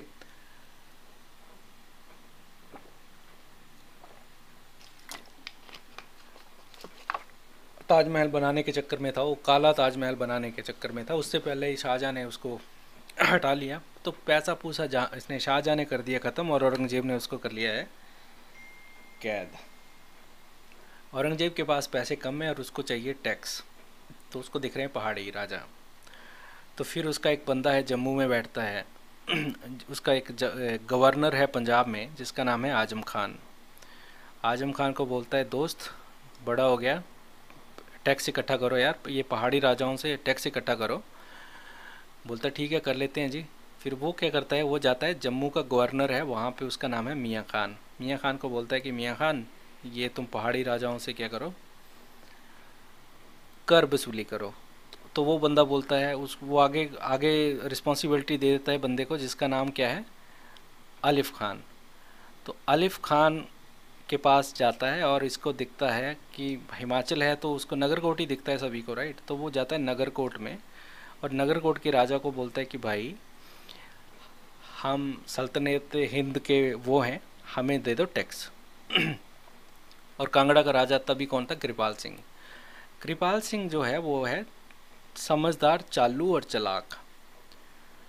उसने बोला भाई मुझे कोई प्रॉब्लम नहीं है तुम्हें टैक्स देने की, मैं तो दे ही दूंगा, मरता क्या नहीं करता, ठीक है, पर मैं दे दूंगा इसका मतलब ये नहीं है कि तुम सभी पहाड़ी राजाओं से जो है वो टैक्स ले लोगे। बोला ऐसा क्यों बोल रहा है। बोले देख मैं कांगड़ा था, एक ताकतवर था, अभी मैं ताकतवर नहीं हूँ, अभी मेरी बात कोई नहीं सुनता है, ठीक है। अभी है भीमचंद करके बिलासपुर कहलूर का बंदा है, वो उसके अंडर ही हैं सारे पहाड़ी राजा, वो मतलब काइंड ऑफ अगर उससे तुमने टैक्स ले लिया ना, कर ले लिया, तो फिर पहाड़ी राजा तो नतमस्तक होके तुम्हारे पास आ जाएंगे जहाँ पर ना उसने बोला अच्छा ऐसा है, तो ठीक है फिर टारगेट ही देख उसी को करते हैं ना। तो फिर क्या होता है कि ये जो जो आलिफ खान है, आलिफ खान जो है वो जाता है भीमचंद के पास और भीमचंद को बोलता है कि भाई जो भी बात है वो ठीक है, तुम ऐसा करो कि हमें दे दो टैक्स, ठीक है। और भीमचंद क्या बोलता है कि देख भाई हम नहीं देंगे। उसने बोला फिर तो युद्ध होगा। अब भीमचंद भी अभी पूरे उसमें है ना, बोला ठीक है युद्ध होगा तो युद्ध होगा। तो फिर इन लोगों के बीच में नदौन में युद्ध होता है लगभग 1691 के करीब, ठीक है। अब युद्ध होता है तो युद्ध में अभी कौन कौन किसका साथ देगा, देखो पहाड़ी राजा तो होंगे भीमचंद के साथ, एक बिजड़वाल का राजा है दयाल, वो साथ देता है मुग़लों का, ठीक है। और मुग़लों की तरफ से जो आरिफ खान जो आया है, आलिफ खान वो तो है ही, जो मियाँ खान गवर्नर ऑफ जम्मू है वो है, बिजड़वाल का राजा है, मुग़ल की सेना है, और ये सारे लोग लड़ रहे हैं किसके साथ, किसके साथ लड़ रहे हैं ये, भीमचंदन पार्टी। अब भीमचंद के साथ पहाड़ी राजा हैं, पृथ्वीचंद डडवाल है, ये है। और भीमचंद बोलता है कि यार या किसी ने दिया होगा कि यार गुरुजी भी तो मुग़लों के खिलाफ झंडा उठाए हुए हैं, तो गुरुजी से भी पूछ के देखो। तो गुरु के पास जाते हैं तो गुरु गोविंद सिंह जी क्या करते हैं कि भीमचंद की हेल्प करने के लिए राजी हो जाते हैं। तो फिर ये जो युद्ध होता है वो नदौन में युद्ध हुआ, ठीक है, 1691 के करीब। और उसमें क्या होता है कि ये सारे मिलके विद द हेल्प ऑफ गुरुजी गोविंद सिंह ये लोग मुग़लों को हरा देते हैं और बेसिकली औरंगजेब को हरा देते हैं, ठीक है। उसके बाद क्या होता है कि जो ये गुरु हैं, गुरु लगभग 8 दिन युद्ध के बाद रहते हैं कहाँ पे, नदौन में। और फिर ये सारे पहाड़ी राजाओं से मिलते हैं उनसे, ठीक है, मतलब गुरुजी तो फर्स्ट टाइम इस साइड आए हैं तो बात बूत करते हैं। और यहाँ पे गुरु जी ब्यास के नज़दीक रुके थे, वहाँ पे एक बाद में राजा आते हैं सिखों के, राजा महाराजा रणजीत सिंह, तो वो वहाँ पे एक गुरुद्वारे की आ, स्थापना करते हैं जिसका नाम है दशम पातशाही गुरुद्वारा, जा नदौन नदौन साहिब गुरुद्वारा। ठीक है। और कई बार इतिहास में ये डिबेट होता है कि नदौन का युद्ध कब हुआ था। बहुत सारे इसके अकाउंट्स हैं। तो एक गुरु गोविंद सिंह की अपनी एक बायोग्राफी है, ऑटोबायोग्राफी है, आत्मकथा है। ऑटोबायोग्राफी मतलब जो खुद लिखी है, बायोग्राफी तो कोई भी लिख सकता है। तो उसमें गुरुजी लिखते हैं कि जो नदौन का, और उसका नाम है विचित्र नाटक, जो गुरु गोविंद सिंह की जो है आत्मकथा है, या है ना, जीवनी है ऐसा बोल सकते हो। तो उसमें उन्होंने लिखा है कि जो ये नदौन का युद्ध हुआ है वो हुआ है कब 1691 के करीब। ठीक है, चलिए आगे देखते हैं। तो ये जो भीमचंद है ना, और जो गुरु है, देखो भीमचंद का भी कोई, देखो एक एक बात का ध्यान रखो, जो इतिहास में जो भी दर्ज है ना, तो वो एक्स्ट्राऑर्डिनरी बंदा रहा होगा, राइट। भीमचंद भी ताकतवर था, राजा था, आपने इच्छाएं होती हैं, अपनी महत्वाकांक्षाएं होती हैं, तो ये चल रहा था। गुरु जी भी गलत नहीं थे और भीमचंद को भी गलत बोलना ठीक नहीं है। ठीक है, तो ऐसा ऐसा चल रहा था। इनके बीच में बहुत बार लड़ाइयाँ हुई, लेकिन गुरु गोविंद सिंह हर बार जीते। और 1682, 85, 86, 1688, 90, 91 में तो खैर नदौन युद्ध हो गया। उसके बाद भी इनकी बनी नहीं। 1701 में इनमें आपस में इनकी संधि होती है, और उसके बाद 10 साल तक ठीक ठाक चला है। और 1712 में जो है भीमचंद जो है वो क्या होता है, मारे जाते हैं। और इसी दौरान मतलब 1707 से पहले गुरु गोविंद सिंह जी को भी जो है औरंगजेब जो है वो मार देता है। अजमेर चंद जिसकी बारात लेके गया था, ये राजा बनता है, कुछ खास नहीं किया इसने। एक हिंडूर में एक किला बनाया है जिसका नाम अजमेरगढ़ किला था। उसके बाद बनते हैं देवीचंद। देवीचंद जैसा नाम वैसा काम, बहुत बहुत ही एक आदर्शवादी टाइप राजा बोल सकते हो इसको। देवीचंद इतना आदर्शवादी था कि इसके टाइम में हिंडूर के राजा की मृत्यु हो जाती है, उसके पुत्र की भी मृत्यु हो जाती है। बट ये बंदा इतना उसूलों का पक्का था, इसने उस राज्य पे हमला नहीं किया। नहीं तो राजा क्या करते हैं ना कि कमज़ोर हुआ तो दूसरे उस पर राज कर लेते हैं। इसने नहीं किया। इसने क्या किया कि एक उसकी फैमिली का एक बंदा है गजे सिंह हिंडूरिया, उसको राजा बना देता है। और यथासंभव जो भी सहायता थी इसने हिंडूर की। ठीक है, उसके बाद एक हिंडूर का एक राजा आता है विजय चंद, और विजय चंद को ये जो देवीलाल है वो एक किला भेंट करता है या दे देता है। रामगढ़ का किला जो है वो इनको दे देते हैं विजय चंद को। तो अच्छे आदमी थे। उसके बाद जिस्मा का एक राजा था अभय चंद, वो क्या करते हैं कि घमंड चंद पंजाब का कांगड़ा का राजा है, उस पर आक्रमण करते हैं। तो देवीचंद को लगा कि नहीं यार ये गलत है, इसको नहीं करना चाहिए था अभयचंद को ऐसा। तो वो क्या करते हैं कि घमंड चंद की हेल्प करते हैं। और यही देवीचंद है और यही अभयचंद है। जब अभयचंद को उसका एक भाई है, अभयचंद ये है, अभयचंद का एक भाई है योगराज। योगराज इसको धोखा देता है और इसको राज्य से निकाल देता है। तो ये जो देवीचंद हैं, देवीचंद क्या करते हैं, अभयचंद की मदद करते हैं और उसका राज्य उसको वापस दिलाते हैं। ठीक है, बट अनफॉर्चुनेटली अच्छे बंदों के साथ हमेशा अच्छा नहीं होता है। फिर नादिर शाह जो आता है ये इनको बंदी बना लेता है, और माना जाता है कि इनकी जो है वो मृत्यु हो जाती है। इनकी जो पत्नी है उसका नाम था नागर देवी, और इनका जो बेटा है वो बना है महान चंद, जिसने काफ़ी इम्पोर्टेंट काम भी किए हैं। ठीक है, और उसके बाद क्या होता है ना कि जब रानी है तो रानी, अभी महान चंद जो है वो छोटा है और रानी कार्यभार संभालती है। और उसके बाद एक वजीर बनाती है जिसका नाम है रामू वजीर। बहुत इम्पोर्टेंट वजीर था, बहुत हेल्प करी इसने रानी की। और इसकी जब मृत्यु हो जाती है तो फिर वजीर की के लिए इंटरव्यू चलते हैं। इंटरव्यू सीबी सूबी सारे देखे गए, रिज्यूम। फिर देखा कि एक मंडी रियासत का एक पुराना वजीर है जिसका नाम है बैरागी राम। तो बैरागी राम को जॉब पे लगाया जाता है कि भाई आप वजीर हो, आप संभालो। बट कहीं ना कहीं बैरागी राम से काम जो है वो अच्छे से नहीं होता है, तो फिर वो क्या करते हैं कि उनको निकाल देते हैं। फिर देवीलाल का एक भाई है जिसका नाम है जोराबर, बेसिकली उसका देवर या जेठ होगा, देवर ही होगा। तो फिर उनको वजीर बनाया जाता है और नागर देवी उनको वजीर बनाती है, और उसके बाद क्या होता है कि ये अच्छा कार्य करते हैं और जो रियासत है वो सब कुछ ठीक ठाक से चलता है। तो ये स्टोरी है आपकी देवीलाल की। ठीक है, क्विकली देखें देवीलाल के बारे में। यहाँ पे देवीलाल है, कुछ मिस नहीं करना चाहिए यार, आप लोगों के साथ धोखा नहीं होना चाहिए। तो ये 1741 से 1778 के बीच में रहे। ठीक है, और हिंदू रियासत का जो राजा था कौन था, वो मानचंद था। मानचंद की जब मृत्यु हो जाती है तो उसके बाद क्या होता है कि ये गद्दी पर ना बैठ के गजे सिंह हिंडूरिया को बिठाते हैं गद्दी पे, और घमंड चंद की सहायता करते हैं, और नादिर शाह इसको पकड़ लेता है, बंदी बनाता है, और विजय सिंह को जो है वो हिंदूर के राजा को दुर्ग देते हैं, और देवी चंद को जो है ना नादिर शाह ने क्या किया था, बंदी बना लिया था। तो ये सारी चीज़ें हमने पढ़ ली हैं। तो नहीं, I just want to make sure कि आप लोगों से कुछ मिस नहीं होना चाहिए यार। उसके बाद आता है महान चंद।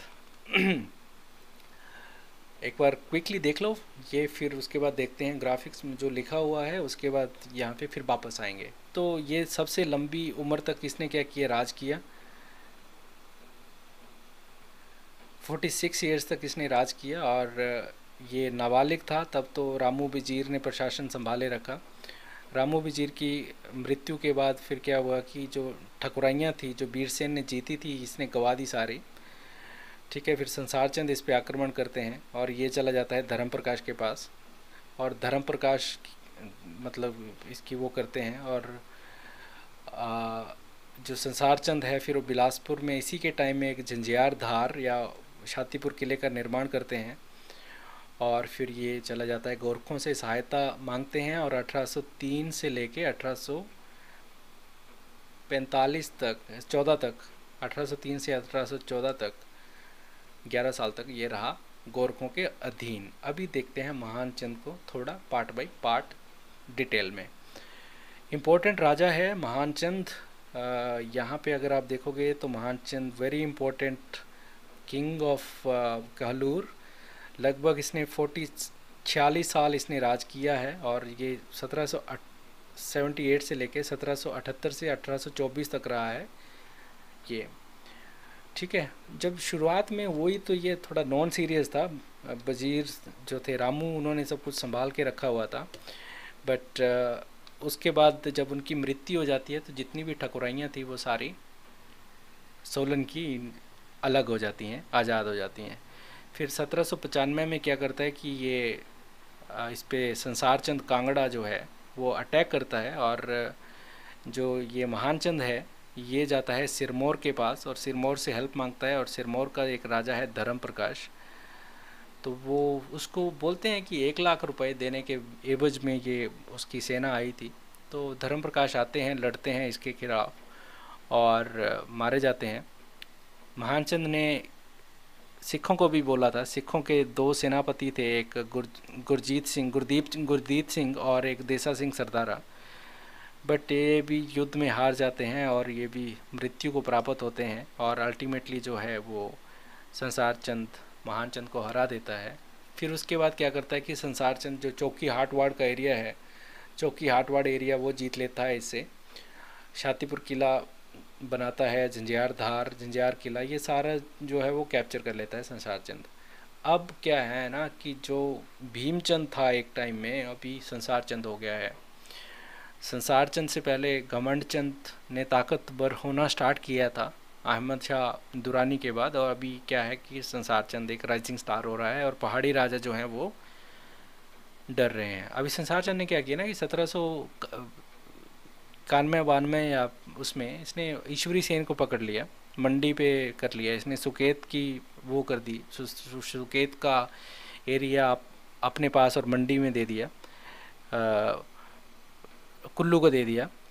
ठीक है, तो अभी सभी लड़े हुए हैं, और महानचंद के साथ भी इसका एक चल रहा है डिस्प्यूट, जो तालुका बाती तालुका के उसमें एक एरिया है, तो वो महानचंद के साथ इसकी लड़ाई चल रही है उससे इसमें लेके। अब संसार चंद से डायरेक्टली कोई पंगा लेना चाहता है नहीं, क्या करेंगे अभी, गोरखों को बुलाते हैं। फिर ये लोग क्या करते हैं कि गोरखों को बुलाने की, पहाड़ी राजा संयुक्त रूप से सोचते हैं कि गोरखों को बुलाते हैं, मतलब नेपाल से आए हैं तो ज़्यादा यहाँ थोड़ी रुकेंगे, लड़ाई लड़ूई करके वापस चले जाएंगे, राइट। तो फिर सिरमौर के पास जब ये जाता है तो सिरमौर में गोरखा तो पहले ही आ चुके हैं, तो ये फिर बुलाते हैं गोरखाओं को, और उनका बंदा है अमर सिंह थापा।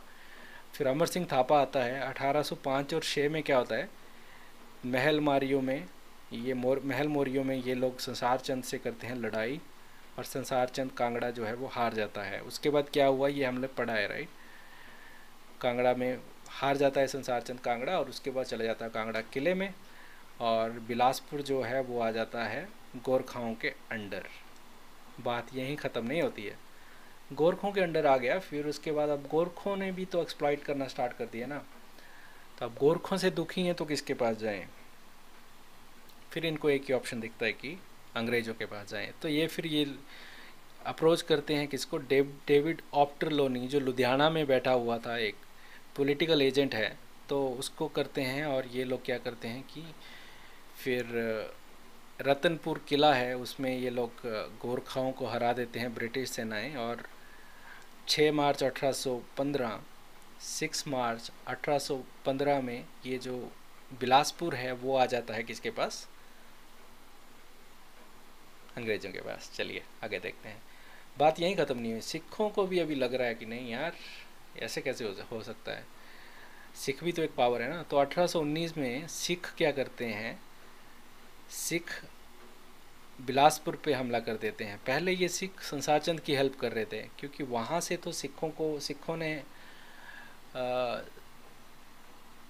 गोरखाओं को हराया था ना, गोरखाओं को भगाया तो सिखों ने था संसार चंद के फेवर में, राइट।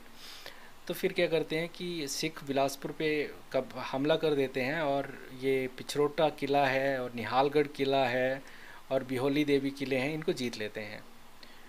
तो ये तो बात होगी सिखों की। अब मतलब अभी संपूर्णतः अंग्रेज़ों को भी तंग करना सिखों ने स्टार्ट कर दिया है, ठीक है। उसके बाद महानचंद जो है वो 1824 में मर जाता है, लगभग उसी टाइम में जब जो आपके संसार चंद कांगड़ा मरते हैं, ठीक है।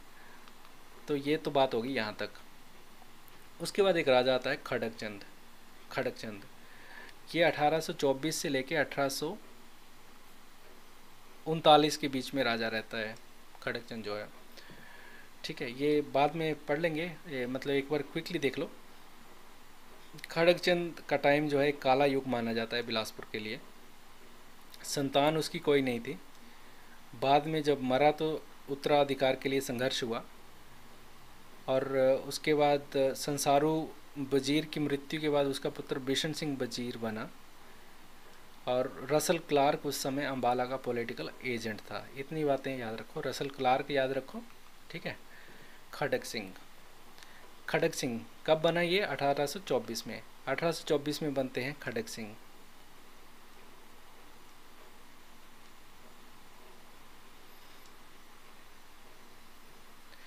खड़क सिंह बन तो गया, पर इसने जनता को क्या कर दिया कि इसने दुखी करना स्टार्ट कर दिया जनता को।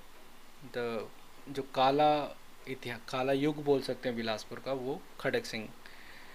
जनता दुखी होगी कि क्या करे, अब किसके पास जाए, राजघराना राजा जब रक्षक ही भक्षक हो तो क्या करना। तो फिर इन्होंने क्या किया कि ये चले जाते हैं, उसका एक चाचा है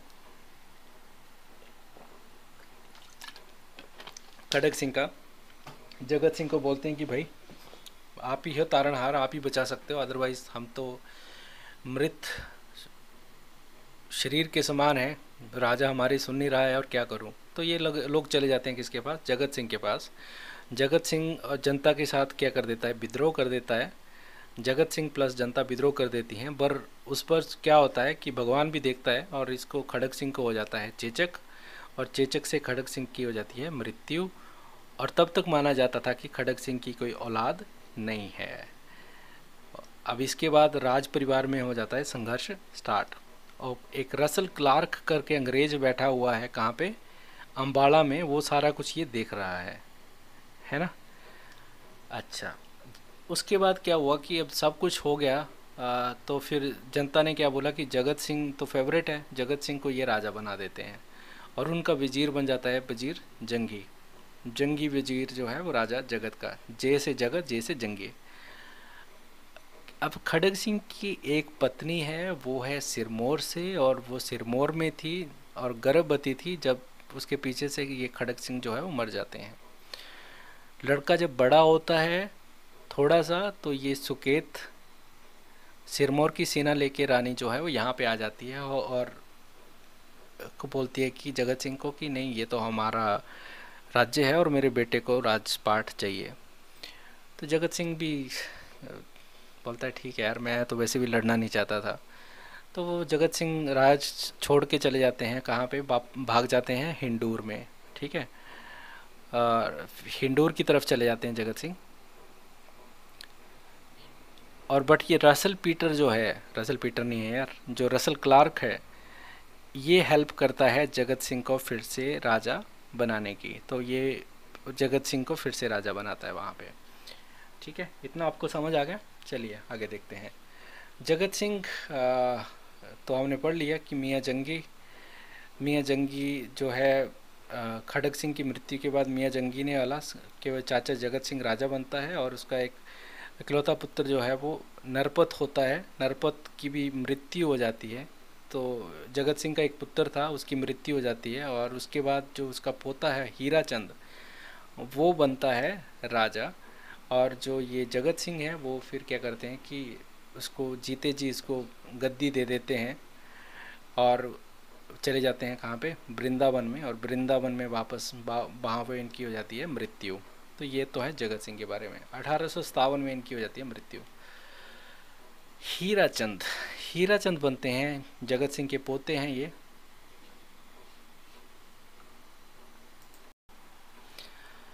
चलिए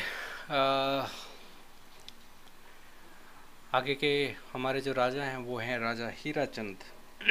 हीराचंद के बारे में माना जाता है कि हीराचंद जो है ना,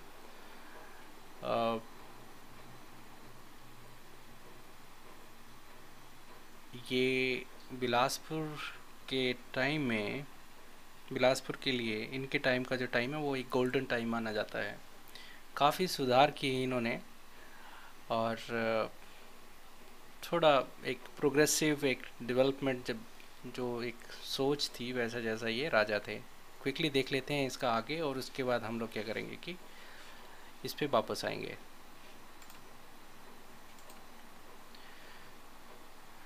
तो क्या होता है ना कि जगत सिंह के बाद उनका जो बेटा है नरपत, नरपत की हो जाती है मृत्यु, और राजा बनने से पहले वो मर जाता है 1844 में। उसके बाद पोता है हीरा सिंह, तो वो 1850 में बनता है राजा, और 1857 में जो है इसकी जो है मृत्यु हो जाती है जगत सिंह की, ये वृंदावन में। हीराचंद, हीराचंद का टाइम जो है बिलासपुर के लिए बोलते हैं कि एक गोल्डन टाइम था, और इनका एक वजीर था, वो था मियाँ बंगी। जगत सिंह का जो वजीर था वो कौन था, मियाँ जंगी। हीरा बंगी, हीरा बंगी जगत जंगी, हीरा बंगी जगत जंगी, ऐसे भी याद कर सकते हो निमोनिक से। तो फिर इनका वजीर बंगी है, और अच्छा काम किया। 1857 का टाइम आता है, और बिलासपुर जो है, कहलूर जो है अंग्रेज़ों का होती है, साथ देती है विद्रोह दबाने में। और फिर अंग्रेज़ इनको क्या करते हैं कि 11 तोप की जो इनको सलामी देते हैं। फिर इन्होंने किया कि कुछ रिफॉर्म्स करे, उसकी वजह से 1863 में ये कुछ रिफॉर्म्स करते हैं। और ये क्या बोलते हैं कि जो भाई राजा को टैक्स देती है ना जनता, वो पहले क्या करती थी कि 1/3 हिस्सा जो अनाज का था वो दे देती थी। बोलता कि ऐसा नहीं चलेगा यार, अनाज मेरा यहाँ पे भर दोगे उससे क्या फ़ायदा है। तो 50-50 करते हैं कि एक हिस्सा तो आप क्या करोगे, अनाज दोगे, और आधा जो है आप पैसा दोगे, मुद्राएं देंगे मतलब। तो फिर ऐसा करके इन्होंने रिफॉर्म स्टार्ट करा, और 1867 में इन्होंने बछेटू करके जो एरिया है उसको कैप्चर कर लेते हैं ये। और 1882 में 82 में ये 2 टोबा बनाते हैं, टोबे मतलब टैंक बनाते हैं, जिनको ये नाम देते हैं। एक तो स्वारघाट टोबा बनाते हैं, स्वारघाट टैंक बनाते हैं, और ये दूसरा बनाते हैं जगत सिंह, जो कि इनका दादा था, दादा के नाम पे एक टैंक बनाते हैं। जगत सिंह टोबा, जगत सिंह टैंक और स्वारघाट टैंक, ये इम्पोर्टेंट है एक्चुअली ना। जगत सिंह टैंक और स्वारघाट टैंक किस राजा ने बनाए? तो जगत सिंह हीरा और स्वारघाट हीरा। तो हीरा चंद ने जो है, जगत सिंह और जगत टैंक और स्वारघाट टैंक में हीरे मिलते हैं, ऐसा भी याद कर सकते हो निमोनिक, अगर उसको ऐसे ही लिंक करके स्टैंड करना है, राइट। और जगत सिंह के पास, अगर जगत सिंह के बाद कौन आया तो जगत सिंह के बाद हीरा आया, है ना। जगत सिंह के पास हीरा था, जगत सिंह के बाद जो राजा राजा बना, राइट। फिर क्या होता है ना कि ये 1882 में ऐसे ही बोलते हैं, इनका बेटा है साथ में अमरचंद, अमरचंद को बोलते हैं यार मन्नू चल यार को मेगा आए बड़ा भैया, शिमले शिमले चलाएँ। बोला यार ठीक है पूछे, तो ये बोला चल पाए। तो ये बाप बेटा क्या करते हैं कि शिमला घूमने चले जाते हैं, और पुत्र इनके साथ अमर आता है, तो इनकी तबीयत बिगड़ जाती है। और ये जब वापस आ रहे होते हैं तो एक प्लेस होता है माहौल, या माहौली भी लिखा हुआ है कहीं पे, वहाँ पे इनकी मृत्यु हो जाती है। ठीक है, तो इतनी सी स्टोरी है हीराचंद की। अगर आगे चलते हैं तो आगे देखते हैं। हीराचंद 1857 में ये अंग्रेज़ों का साथ देते हैं। बिलासपुर का स्वर्णिम काल जो है हीरा का, हीरा सिंह के टाइम में था। वजीर इनका बंगी है। और 1874 में ये जगत खाना और स्वारघाट टैंक बनाते हैं। 1882 में इनकी हो जाती है मृत्यु मोहाली में। और भूमि कर के साथ नकदी का जो है इन्होंने प्रावधान जो स्टार्ट किया था। और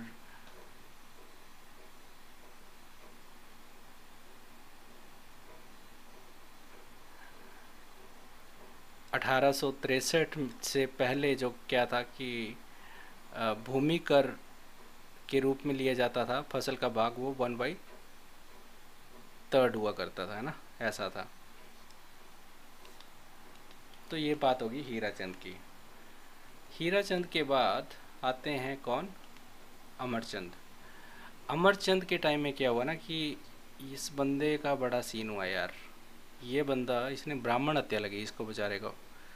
बेचारा नहीं बोल रहा हूँ, राजा कहाँ बेचारा होता है, सारे तो रिसोर्सेज होते हैं उसके पास। इनके टाइम में एक आंदोलन हुआ है बिलासपुर के गेड़वी में एक जुग्गा आंदोलन था। ठीक है, और ये बंदा था कि इसने बोला था कि जो सारा काम होगा वो देवनागरी लिपि में होगा। ठीक है, और इसके ही टाइम में बिलासपुर में दुम आंदोलन भी हुआ था। ठीक है, तो ये है अमरचंद के बारे में। देख लेते हैं अमरचंद क्विकली। 1883 में अमरचंद बनते हैं राजा। और इसी टाइम में इनके यहाँ पे होता है जुग्गा आंदोलन। जुग्गा आंदोलन जो है बड़ा इम्पोर्टेंट है एक्चुअली। ठीक है, जुग्गा आंदोलन गेड़वी में होता है। इसका कारण ये था कि जनता जो थी वो बहुत ज़्यादा दुखी थी राजा से, जो एक मिसमैनेजमेंट है। तो फिर जनता क्या करती है, मदद के लिए जाती है।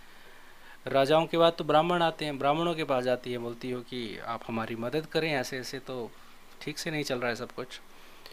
तो फिर ये ब्राह्मणों के पास जाती हैं, और ये लोग क्या करते हैं, एक घर त्याग देते हैं अपने ब्राह्मण, और झोंपड़ियाँ बनाते हैं, और झोंपड़ियों पे झंडे लगा देते हैं अपने इष्ट देव के और वहाँ पे बैठ के ये आक्रोश जो है वो अपना जो विरोध है प्रकट करते हैं राजा के विरुद्ध। ठीक है, अब जो ब्राह्मण हैं, जनता हैं, झुग्गियों में बैठ रहे हैं, और अमर सिंह जो राजा है वो चिंतित हो गया, और वो तहसीलदार है तब निरंजन देव, और पुलिस को भेजते हैं साथ में कि भाई जाके सेटल करो। ब्राह्मण क्या करते हैं, देखते हैं पुलिस आ रही है या क्या है, तो वो क्या करते हैं कि झुग्गियों को लगा लेते हैं आग, और खुद जो है वो कूद जाते हैं झुग्गियों में, जलती हुई झोपड़ियों में वो खुद कूद जाते हैं, और ब्राह्मण हत्या हो जाती है। और जनता को गुस्सा आ जाता है, और वो क्या करते हैं कि जो ये निरंजन है, एक बंदा निरंजन से पकड़ के क्या करते हैं कि गुलाबू राम एक बंदा है, ये तहसीलदार को गोली मार देता है, और उसको भी उठाता है, फिर बोलता है तू भी जा नाली, उसको भी झोंपड़ी में फेंक देता है। ठीक है, अब फिर जो राजा है उसको रियलाइजेशन होता है कि यार मैंने गलती कर दी, और ऐसा नहीं करना चाहिए था। तो फिर वो सुधार स्टार्ट करता है। फिर ये क्या करता है कि 1885 में जो एक ऑर्डर पास करता है कि जो देवनागरी लिपि में है ये राजपाट जो है वो होगा वहाँ पे। इसमें और कुछ इससे ज़्यादा कुछ है नहीं इसमें। उसके बाद आता है राजा विजय चंद। विजय चंद के बारे में ये है कि इसने बिलासपुर में क्या है, एक तो रंग महल बनाता है ये 1900 में, और ये जो कोर्ट फीस जुडिशियल स्टैम्प्स है वो स्टार्ट करता है जो विजय चंद है। और बिलासपुर शहर में जो वाटर सप्लाई है वो भी स्टार्ट कर रहे हैं। और जो Bahadurpur the the toppest the peak of Bilaspur है, वहाँ पे अपनी राजधानी बनाता है ग्रीष्म काल के लिए। और इसके टाइम में एक अमर सिंह है वो वजीर हुआ करते थे। और विजय चंद जो है वो प्रथम विश्व युद्ध में क्या करते हैं, अंग्रेज़ों की हेल्प करते हैं, उनका साथ देते हैं। विजय चंद क्या था कि इसने अंग्रेज़ों का मॉडल अडॉप्ट करने की कोशिश की, बट उसको कर्मचारी जो थे इन्होंने इसका सहयोग नहीं दिया। तो फिर क्या हो गया कि अंग्रेज़ इससे दुखी हो गए, मतलब अंग्रेज़ों को अच्छा नहीं लगा। तो 1903 में उन्होंने क्या किया कि इसको हटा दिया और इनको बोला कि तुम चले जाओ बनारस। इसको बनारस भेज देते हैं विजय चंद को। और उसके बाद क्या करते हैं कि जो एक एक अपना ऑफिशियल वहाँ पे बिठा देते हैं। फिर ये क्या करता है कि प्रथम विश्व युद्ध में ये हेल्प करता है अंग्रेज़ों की, तो इसको KCLE की उपाधि देते हैं, मेजर। और KCLE की उपाधि देते हैं। और 1931 में बनारस में इसकी हो जाती है मृत्यु, ठीक है। और इनके टाइम में 1909 से 1918 के बीच मियाँ जो दुर्गा सिंह था वो इनका वजीर हुआ करता था। और उसके बाद इंदर सिंह और हरदयाल सिंह जो थे वो वजीर थे इनके। तो मियाँ दुर्गा सिंह, इंदर सिंह और जो हरदयाल हैं वो विजय चंद के टाइम में वजीर थे। अब क्विकली देख लेते हैं विजय चंद के बारे में। विजय चंद रंग महल बनाता है ये बिलासपुर में, और सिस्टम ऑफ कोर्ट फीस चलाते हैं। नॉन जुडिशियल स्टैम्प्स हैं जो उसको उनको भी ये चलाते हैं, जुडिशियल और नॉन जुडिशियल स्टैम्प्स। और बिलासपुर की जो वाटर सप्लाई है वो देखते हैं ये अच्छे से करते हैं। बहादुरपुर को राजधानी बनाते हैं, सबसे ऊंची चोटी है बिलासपुर की। और ये ब्रिटिश मॉडल एडमिनिस्ट्रेशन अपनाने की कोशिश करते हैं, बट कर्मचारी जो हैं उनको साथ नहीं देते हैं। और इसकी वजह से जो ब्रिटिश हैं वो नाराज़ हो जाते हैं और इसको 1902 और 1903 में इनको भेज देते हैं वाराणसी। और उसके बाद क्या है कि जालंधर का एक तहसीलदार था अमर सिंह, उसको मैनेजर के रूप में भेजते हैं यहाँ पे, जो इसको एक अच्छे से हैंडल करता है, ठीक है। एंड फिर विजय सिंह जो है वो वापस आना चाहते थे, देन उनको वापस आते हैं 1908 में। और 1914 में ये वर्ल्ड वार में इनकी हेल्प करते हैं अंग्रेज़ों की, और उसकी बदौलत इनको उपाधि मिलती है KCIC की, IE की, और जिसका मतलब होता है कि knight companion in the most eminent order of Indian empire, ठीक है। और 1931 में बनारस में क्या हो जाती है, इनकी मृत्यु हो जाती है। तो ये है विजय सिंह के बारे में। अभी हम पढ़ेंगे किसके बारे में, अनंत चंद जो हैं वो अंतिम राजा हैं बिलासपुर के। और उसके साथ आप मेरी स्माइल देख सकते हो क्योंकि ये वीडियो ख़त्म होने वाला है, बट वो तो अलग है। इसको लाइक सब्सक्राइब ज़रूर करो यार, बहुत टाइम लगता है दोस्त वीडियो बनाने के लिए, ठीक है। वो तो अलग बात है, जो देख रहा है उसने सब्सक्राइब तो किया हुआ है फॉर श्योर, बट अगर आपको अच्छा लगता है and you really want to help somebody, मैं ये हम लोग ऑनलाइन क्लासेस तो कुछ नहीं लेते हैं, जो भी है वीडियो इसी पे है, तो शेयर करिए, किसी का और भला हो सकता है अगर आपको लगता है कि जो कंटेंट हमने दिया है वो आपकी इच्छा अनुरूप है, ठीक है। और 9459902323 ये मेरा जो है व्हाट्सएप नंबर है, आप कांटेक्ट कर सकते हो। अगर ये नोट्स चाहिए हो एज ए प्रेजेंटेशन जो आपको मेरी स्क्रीन के पीछे दिखता है, ये भी आपको मिल जाएगा फ्री ऑफ कॉस्ट, ओके। तो पढ़ोगे, एग्ज़ाम क्लियर कर लोगे, that's good enough for us. Anant Chand जो थे ना, ये अंतिम राजा थे और महात्मा गांधी के बहुत बड़े शिष्य थे। और बट ये क्या था कि भारत में जो विलय के बहुत विरुद्ध थे, ये भारत में इनको मिलना नहीं चाहते थे। और यही कारण है कि अनंत चंद की वजह से ही जो है बिलासपुर हिमाचल में स्टार्टिंग में ये नहीं मिला। हिमाचल के पैरेलल एक स्टेट था ये, पहले सी स्टेट था, टाइप सी वो बना, राइट, ये सब कुछ था। उसके बाद चीफ गवर्नर भी बने ये, राइट। उसके बाद बहुत सारी चीज़ें हैं, एक बार देख लेते हैं फिर से इनको क्विकली। यहाँ पे आनंद चंद 1928 से 1900 इसके बीच में रहे ये राजा, इम्पोर्टेंट हैं। इन्होंने काफ़ी रोड्स बनाए, काफ़ी हॉस्पिटल्स बनाए। बिलासपुर के जो भी राजा हैं काफ़ी प्रोग्रेसिव रहे, चंबा की तरह, बिकॉज वो ब्रिटिश एडमिनिस्ट्रेशन में ब्रिटिशों के अच्छे थे, साथ में थे, डबल इंजन थी ना, ब्रिटिशों से हेल्प मिलती थी जो भी था। 1947 में जब ये आज़ाद हो जाता है, और ये महात्मा गांधी के भी बहुत बड़े चेले थे, बट इनको अच्छा ये नहीं लगता था कि भारत में विलय नहीं करना, ये ऐसा सोचते थे। इंडिया आज़ाद होता है और विजय सिंह बोलते हैं कि, आनंद सिंह बोलते हैं कि मेरे को हिमाचल के साथ मर्ज नहीं होना है, और गवर्नमेंट भी इनको ज़्यादा डिस्टर्ब नहीं करती है, क्योंकि तब भाखड़ा जो नंगल डैम के बारे में बातें चल रही थी, उन कंस्ट्रक्शन काम मतलब की तैयारियों पे था, ऐसा बोल सकते हो। और इन्होंने फिर जैसे इन्होंने बोला, फिर बोले क्या करना चाहते हो, बोले मैं अलग से एक स्टेट बनूंगा, तो उन्हें बोले ठीक है। तो इनको डिस्टर्ब नहीं करते हुए क्या किया कि इनको एक मर्ज नहीं किया, उनको डिस्टर्ब नहीं किया, और इसको चीफ कमिश्नर जो स्टेट है वो बना देते हैं। और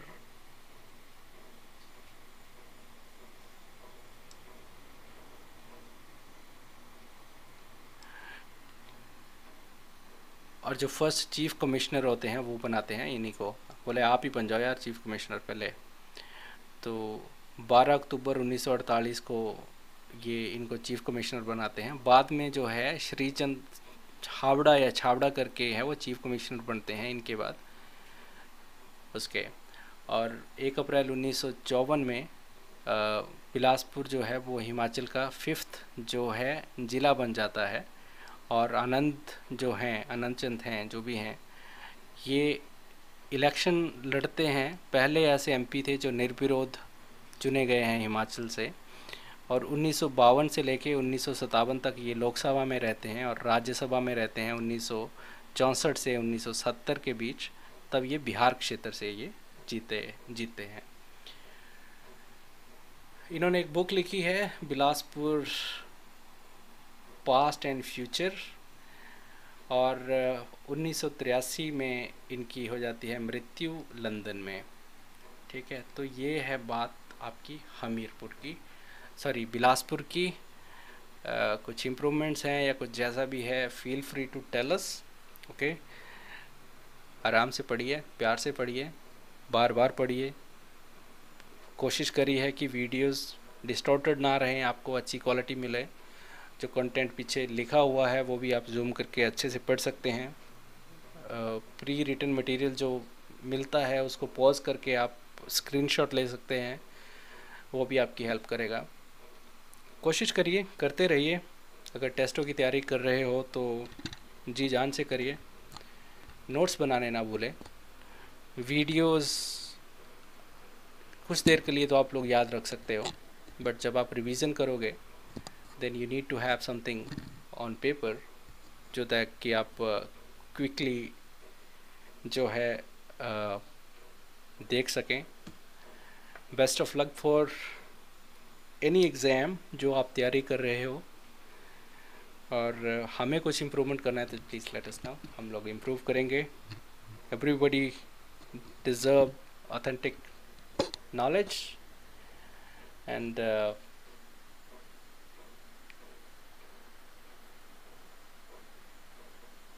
जितना हो सके शेयर करिए, सब्सक्राइब करिए। आपकी सेवा में हमेशा तत्पर हैं हम लोग, right. Thank you very much for watching this one and waiting for next video. Next video में देखते हैं, मिलते हैं फिर से। Thank you very much.